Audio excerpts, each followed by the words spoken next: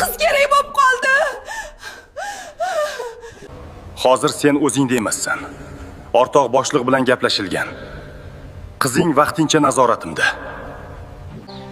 Endi ishimiz sud orqali hal bo'ladigan bo'ldi. Juda og'ir vaziyatga tushib qoldim. Ha, mayli. Sen diqqat bo'lma. Hammasi yaxshi bo'ladi. Hayotni qarang. 10 yillar jim bo'lgan inson bugun kelib taqdirimga aralashmoqchi.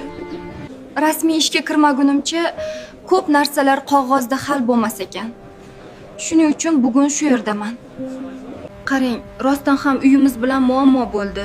Hozir sharoitim yaxshi emas. Iloji bo'lsa tezroq ish topishga yordam bersangiz.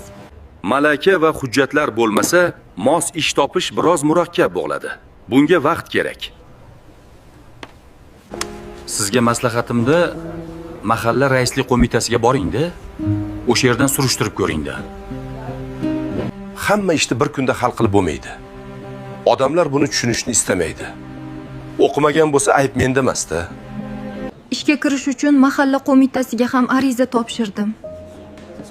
Endi nasib qilsa ish chiqib qolar. Bugun juda charchadim. Uyda dam olaman. 2 donagina non sotib oldim. Pulim kam ekan.